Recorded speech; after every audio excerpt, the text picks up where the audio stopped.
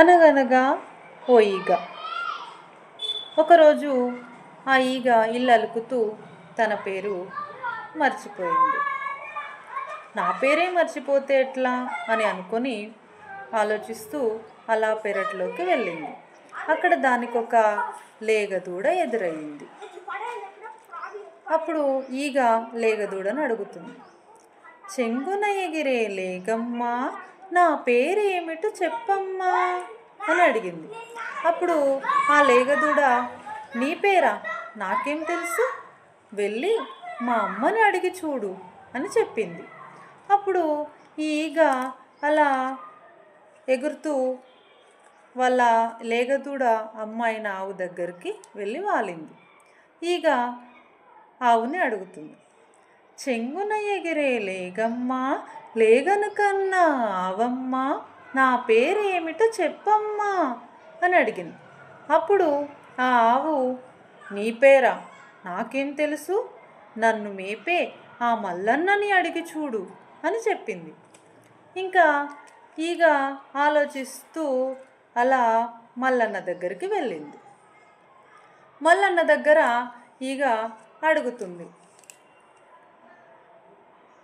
చెంగున ఎగిరే లేగమ్మా, లేగను కన్నా ఆవమ్మా, ఆవును మేపే మల్లన్న, నా పేరేమిటో చెప్పన్నా అని అడిగింది.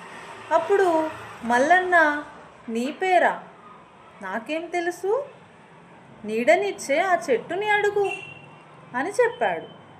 ఇంకా చేసేదేమీ లేక ఆ ఈగ అలా ఎగురుతూ వెళ్ళి చెట్టు దగ్గరికి వెళ్ళింది. చెట్టు దగ్గరికి వెళ్ళి చెట్టుని ఈగ ఏ విధంగా అడిగిందో చూడండి. చెంగున ఎగిరే లేగమ్మా, లేగను కన్నా ఆవమ్మా,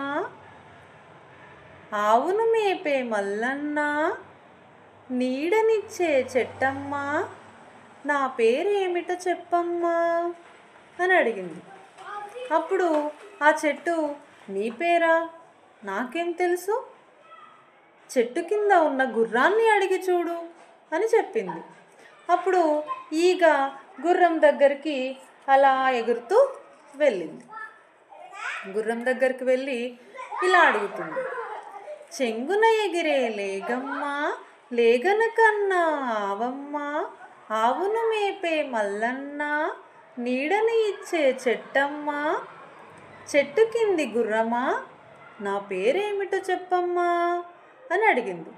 అప్పుడు ఆ గుర్రం వెక్కిరింపుగా, నీ పేరా, నాకేం తెలుసు, నా కడుపులో ఉన్న పిల్లని అడిగి చూడు అని చెప్పింది. ఇంకా ఈగ గుర్రం కడుపులోని పిల్లని అడుగుతుంది. ఏమని అడుగుతుందో చూడండి.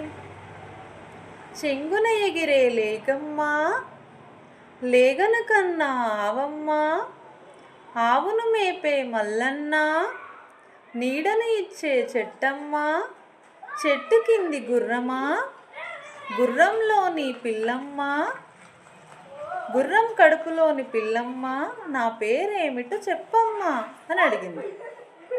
అప్పుడు ఆ గుర్రం కడుపులోని పిల్ల ఏమని చెప్పింది, నీ పేరా, హ ఈగ కదూ అని చెప్పింది. అలా తన పేరును గుర్తు తెచ్చుకొని ఇంకా ఎప్పటికీ నా పేరు యాది మరవా అనుకుంటూ అలా తుర్రున ఎగురుతూ తన ఇంటికి వెళ్ళింది. ఎందుకు వెళ్ళారనుకుంటున్నారు, ఎందుకు వెళ్ళింది అనుకుంటున్నారు?